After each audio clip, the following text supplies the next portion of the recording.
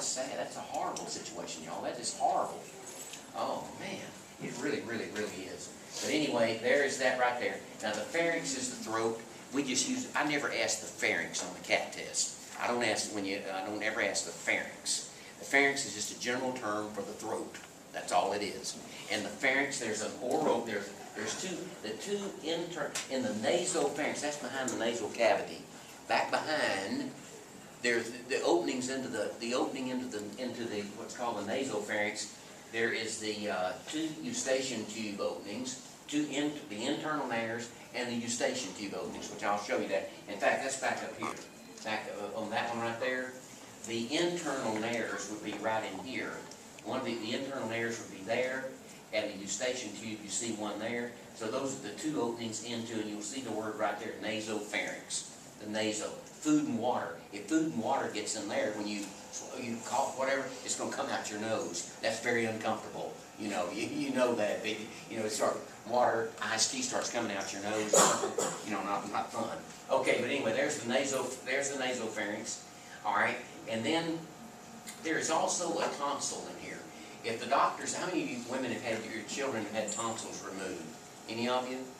Okay, yours. Okay, they probably said we removed. Okay, when they do the tonsils, they're talking about the palatine tonsils, and they say we remove the tonsils and adenoids. The adenoid, y'all, is the pharyngeal tonsil. The pharyngeal tonsil is the adenoid. And when they go in and remove this one, they normally remove that one also. They say tonsils and adenoids. Okay, so that adenoid, don't forget that, I might ask you that. The pharyngeal tonsil is the adenoid, A-D-E-N-O-I-D, adenoid. Okay, so you have that right, that this kind of shows you that part right in through there. And then right here, well, that's where we were. The eustachian tube, the pharyngeal tonsils or adenoids are in the posterior wall of the nasopharynx. Now the oropharynx now, when we swallow, food and water actually goes through the oropharynx. What is that noise? Is that this thing? What is that? Oh, is it that line? Okay. All right. So when we swallow, food goes through the food and water through the oropharynx. And I have a note there. Functions in respiration and digestion. Tonsils present there are the palatine tonsils. The palatine is when the doctor says we removed his tonsils. That's the palatine.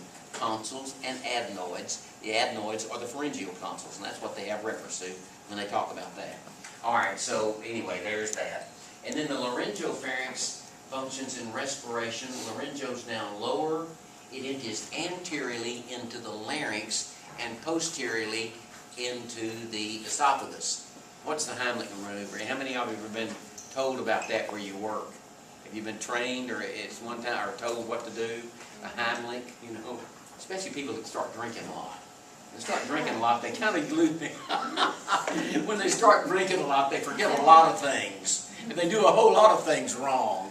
But one thing they do wrong, persons that's drinking a lot, they can swallow wrong. You start eating a big wad of food or whatever, and drinking, and they kind of swallow wrong. It gets lodged. They don't chew it. It kind of swallowed whole. It gets lodged, you know.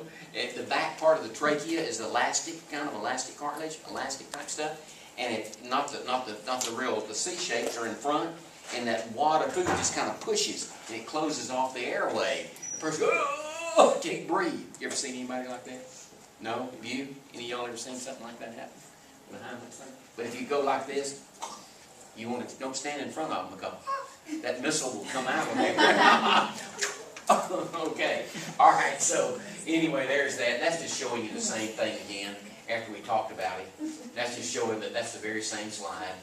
Just kind of showing some of the stuff. Down lower here, there's the laryngopharynx and so forth. And so forth. There's a vocal cord down there. There's the esophagus is back behind. There's the esophagus. There's the trachea, and etc. So that's kind of the way that looks. All right, so much for that.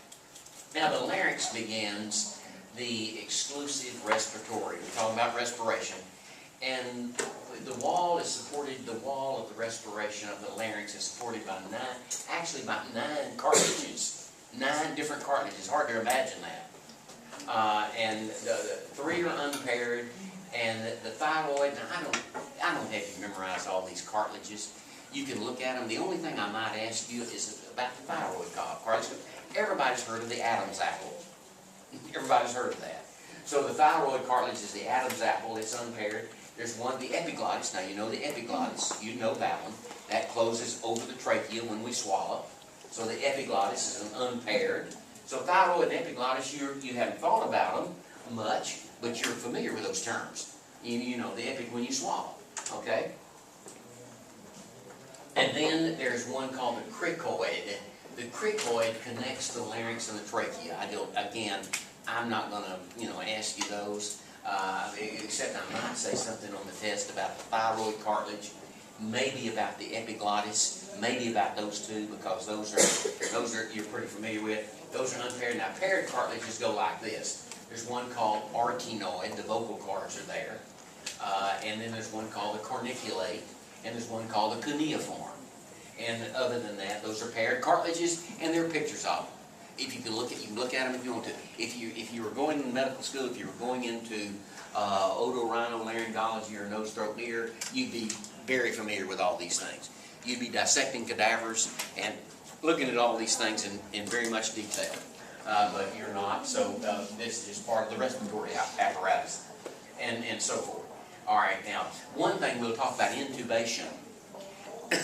Now, the intubation, they can normally go through the nose or maybe through the mouth, go between the vocal cords. Now, they can't leave somebody intubated too long. When my mother had to be intubated because of her COPD, extreme COPD, chronic obstructive pulmonary, they came and told me, said, no, we can't leave her intubated more than a week and a half or 2 weeks. If you leave that tube down between the vocal cords too long, it permanently destroys them. Now she was so if we can't get her regulated with her breathing, we're going to have to do a tracheostomy. In other words, go below the vocal cords, make an incision, and insert the tube directly into the trachea. They did get her regulated. They didn't have to do that, but she was intubated so many times on different occasions because of her breathing. The carbon dioxide level and so forth. She was intubated so many times that she got before she died, she was pretty much permanently hoarse. Oh, she could talk.